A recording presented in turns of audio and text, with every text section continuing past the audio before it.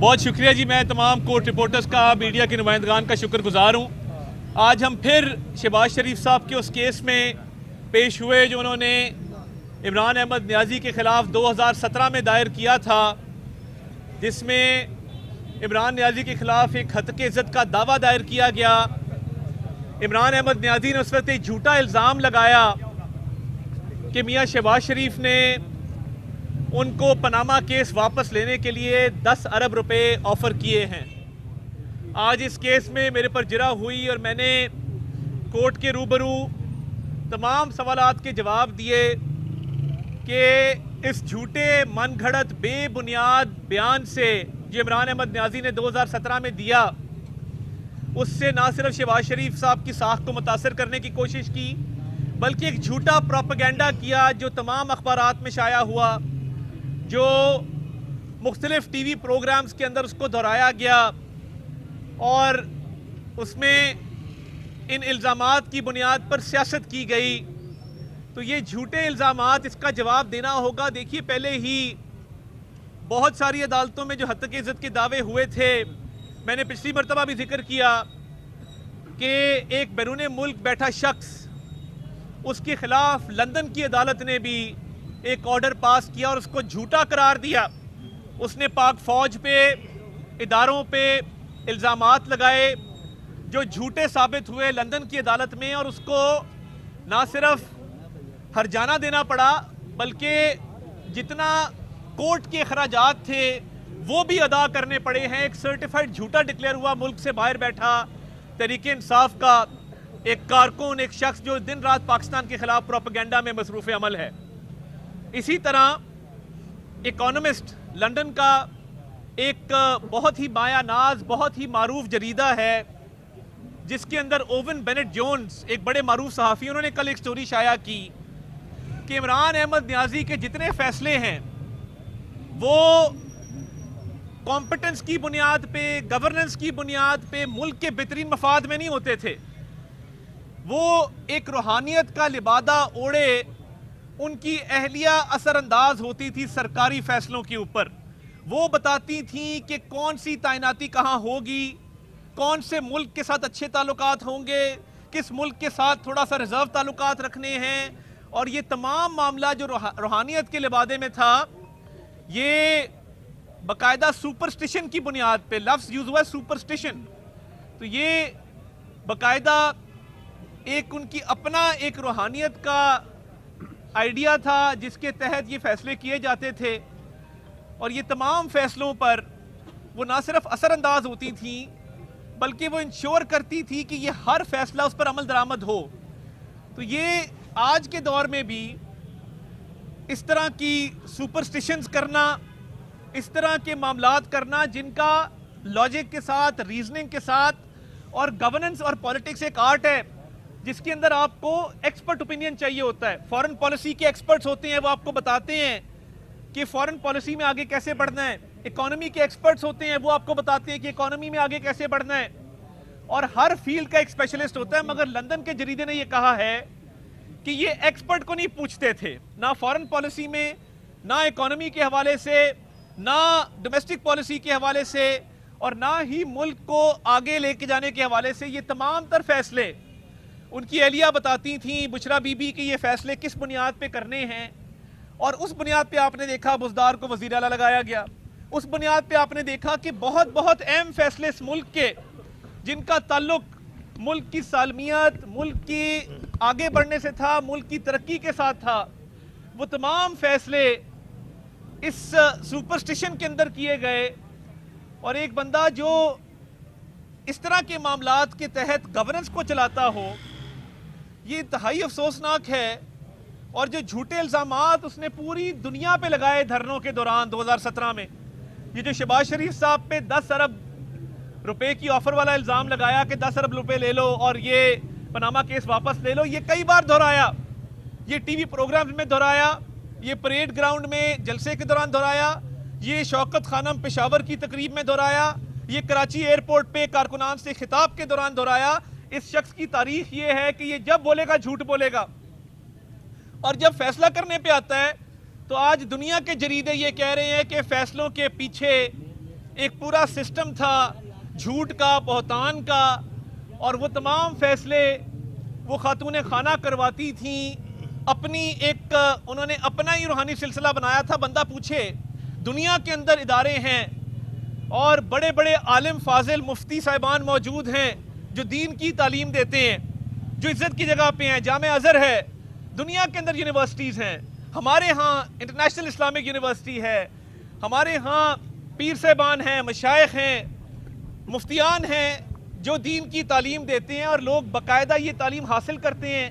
تو یہ کون سی دین کی تعلیم تھی یا روحانیت تھی جس کا ذکر اس جریدے کے اندر ہوا ہے، جس کے تحت پاکستان کی تقدیر کے فیصلے سابق وزیر اعظم عمران خان کرتے تھے؟ اور ان کی سیاست جھوٹ، منافقت اور الزام تراشی کے علاوہ کچھ نہیں ہے. آج خیبر پختونخوا کے صوبے میں مجھے بتائیں کتنے ہسپتال، یونیورسٹیاں، کالج، کتنی سڑکیں بنی ہیں، کتنے میگا پروجیکٹ لے کے آئے ہیں. تصویر صاف کر لو، چپل کا ناپ دے دو، وکٹری کا نشان بنا دو، 4 نعرے لگا لو. وانا کے اندر جو ایک ہیروئک آپریشن ہوا، یہ اے پی ایس سے 10 گنا زیادہ بڑا سانحہ خدا نہ خواستہ ہو سکتا تھا. 550 سٹوڈنٹس تھے اور ان 550 سٹوڈنٹس کے حوالے سے جو پاک فوج نے بڑی مہارت، بڑی احتیاط اور بہادری دلیری سے وہ آپریشن کیا، کسی ایک بھی سٹوڈنٹ کا نقصان نہیں ہوا اور سارے دہشت گردوں کو جہنم واصل کیا. میں سمجھتا ہوں ہماری پاک فوج، ہماری فورسز خراج تحسین کے لائق ہیں، جنہوں نے پہلے جعفر ایکسپریس کی کنسپیریسی جو ہے اس کو فیل کیا اور اس کے بعد اب یہ وانا کیڈٹ کالج کے حوالے سے ایک مہارت کے ساتھ آپریشن کر کے 550 سٹوڈنٹس کی جانیں بچائی گئی. اسی طرح بھی آئی بی ڈویژن نے اور سی ٹی ڈی نے وہ جو اسلام آباد کچہری کے باہر دھماکہ ہوا اس کے ہینڈلر سہولت کاروں کو پکڑ لیا ہے اور ان سے تفتیش جاری ہے اور بہت پیش رفت ہوئی ہے اس کیس کے اندر بھی. اس کی مزید تفصیلات سے بھی آپ کو آگاہ کریں گے.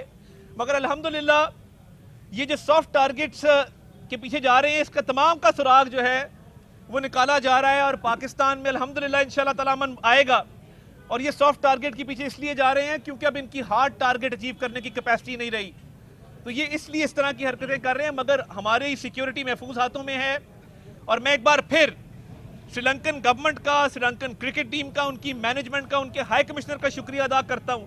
کل ہائی کمشنر میرے ساتھ تھے رات کے میچ کے اوپر اور قوم کو بھی مبارک، وزیر اعظم نے بھی دی، بابر اعظم نے سینچری سکور کی، ٹیم نے بڑی اچھی پرفارمنس دی. سری لنکن ہائی کمشنر کا میں نے خود شکریہ ادا کیا. اس میں ڈپلومیٹک چینلز بھی استعمال ہوئے اور میں سمجھتا ہوں کہ جس طریقے سے وزیر اعظم نے رول پلے کیا، محسن نقوی صاحب اس پر لگے رہے، ہائی کمشنر سے ملاقاتیں کی، فیلڈ مارشل سید عاصم منیر نے ان کے ہاں بات کی، ان کے جو ڈیفنس فورسز کے ہیڈ ہیں ان سے. تو یہ ایک ٹیم ورک کے تحت کرکٹ اس ملک کے اندر الحمدللہ جاری و ساری ہے اور محفوظ طریقے سے جاری رہے گا. ہم اس موقع پہ زمبابوے کی کرکٹ ٹیم جو پاکستان میں ٹرائی اینگولر سیریز کھیلنے آئی ہے ان کا بھی شکریہ ادا کرتے ہیں اور انشاءاللہ پاکستان میں کرکٹ جاری رہے گا. عوام کو اچھی کرکٹ دیکھنے کو ملے گی اور پاکستان انشاءاللہ تعالی پاکستان کا ہر شہری محفوظ رہے گا. کے دور میں جو ججز کو لگایا گیا تھا آج انہی ججز کو جو ہے ٹرانسفر کرنے کی باتیں کی جا رہی ہے، لسٹیں مرتب کر دی گئی ہیں. یہ کب تک چلے گا؟ تیرا جج، میرا جج، اس کا جج، اس کا جج. دیکھیے ایک تو مناسب نہیں ہے کہ آئینی ترمیم کے اوپر ہم اس طرح کا کامنٹ پاس کریں. یہ آئینی ترمیم کے تحت ایک پراپر پروسیجرز ہیں اور پراپر اس کا قانون کا اور ضابطہ جو ہے وہ باقاعدہ طور پہ بنایا گیا ہے. تو کوئی کسی کی پسند ناپسند پہ یہ فیصلے نہیں ہوتے، یہ فیصلے آئین اور قانون کے مطابق ہوتے ہیں اور پارلیمان اس ملک کا ایک بالادست ادارہ ہے جس کو قانون سازی کا بھی حق حاصل ہے اور آئینی ترمیم کا بھی حق حاصل ہے. انہوں نے ایک میرٹ بیس سسٹم بنایا ہے اس ملک کے اندر، سیپریشن آف پاورز کو دیکھتے ہوئے، جوڈیشری کے رول کو دیکھتے ہوئے، پارلیمان کے رول کو دیکھتے ہوئے. تو یہ ایسی کوئی بات نہیں ہے اور جو بھی تقرریاں ہو رہی ہیں وہ لیگل کمپٹنس پہ، وہ آبجیکٹیوٹی پہ اور مکمل طور پہ وہ میرٹ کے اوپر ہوں گی. کسی کی ذاتی ناپسند کا یہ معاملہ قطعاً نہیں ہوگا. بتائیے گا کہ بیرون ملک کچھ خاص بیٹھ کے یہ سوشل میڈیا پہ پروپیگنڈا کر رہے ہیں کہ فرد واحد کے لیے 27ویں ترمیم کی گئی، اس پہ آپ کا کیا موقع؟ دیکھیے میں سمجھتا ہوں کہ یہ جنگ جیتنے کے بعد اور اللہ تعالیٰ نے پاکستان کو جو عزت دی پوری دنیا میں، पाकिस्तान को लोग अब सलाम करते हैं, पाकिस्तानी पासपोर्ट को इज्जत देते हैं, पाकिस्तानी शहरियों को इज्जत मिल रही है। एक जंग हम जीते हैं तो वो उस पर तनकीद कौन करता है? तहरीक इंसाफ करती है या इंडिया और अफगानिस्तान करते हैं? तो सोशल मीडिया पे कई दफ़ा इनका बयानिया एक हो जाता है। तो ये मैं समझता हूँ कि मुल्क से बाहर बैठे जो लोग हैं उन्हें मैं दावत देता हूँ यहाँ पे सोशल मीडिया कॉन्फ्रेंस करें पाकिस्तान में आके, यहाँ पे आके बात करें इन चीज़ों पे। बाकी भी उनके रहनुमा यहीं पे है ना, उनकी सारे रहनुमा यहाँ पे बात करते हैं। अली मोहम्मद खान असेंबली में तकरीर करते हैं, बैरिस्टर गौहर यहाँ पे तकरीर करते हैं। तो ये बाहर बैठ के बातें कर देना फलां के लिए ढमकां के लिए, मैं समझता हूँ कि ये सिर्फ प्रोपेगेंडा है। और ये आए मुल्क के अंदर, मैं इनको दावत देता हूँ, इनकी सोशल मीडिया कॉन्फ्रेंस कराते हैं यहाँ पे आके, इन ख्यालात का इजहार यहाँ पाकिस्तान में करें। तारड़ साहब, 27वीं तरमीम के हवाले से एक तनकीद ये की जा रही है कि बड़ी उजलत में तरमीम पास की गई। आईन पाकिस्तान में तरामीम की जा रही थी, पूरा उसका प्रोसेस अडॉप्ट नहीं किया गया। और दूसरी बात ये कि इस तरामीम के सिलसिले में अवाम के लिए क्या है? जी बहुत शुक्रिया। सबसे पहली बात तो ये है कि ये उजलत नहीं है। 2005-6 के अंदर चार्टर ऑफ डेमोक्रेसी के तहत ये बहस शुरू हुई कॉन्स्टिट्यूशनल कोर्ट की। शहीद मोहतरमा बेनज़ीर भुट्टो साहिबा का और हमारे कायद मियां नवाज शरीफ साहब का एक विजन था, जिसको ANP ने भी सपोर्ट किया कि मुल्क के अंदर आईनी अदालत अलहदा होनी चाहिए, ताकि आम आदमी, आम सायल जिसका केस जाता है आला अदालत तक, वो वक्त पर सुना जाए, उसको वेट ना करना पड़े और उसको फौरी इंसाफ मिले। अवाम के लिए तो ये है कि अब वो केसेस बिल्कुल मुख्तलिफ होंगे। और कई दफ़ा आइनी केसेस का टाइम बहुत ज़्यादा लगता था, 50% वक्त अदालत का वो आइनी केसेस में लगता था, तो अब वही वक्त जो है वो पाकिस्तान के शहरियों के लिए इस्तेमाल होगा। दूसरा, प्रोसेस मुकम्मल अपनाया गया है, लीगली जितने प्रोसेस थे सब मुकम्मल तौर पे कंप्लीट हुए। और इसके साथ साथ ये बड़ी अहम बात है कि ये डिबेट कई सालों से चल रही थी, कॉन्स्टिट्यूशनल कोर्ट की भी और बाकी भी जितने मामलात इन तरमीम में आए हैं, इस पर बड़ी सैर हासिल गुफ्तगू हुई है, सियासी मुशावरत हुई है। और ये कतन उजलत में काम नहीं किया गया। उजलत में काम वो किए जाते हैं जिन पर बहस ना हो, मुशावरत ना हो। ये तो देखिए ना, कई सालों से जो मामलात चल रहे थे, कभी ना कभी तो उसने होना था और वो सही वक्त पर हुआ है। देर आए दुरुस्त आए। थैंक यू जी, बहुत शुक्रिया।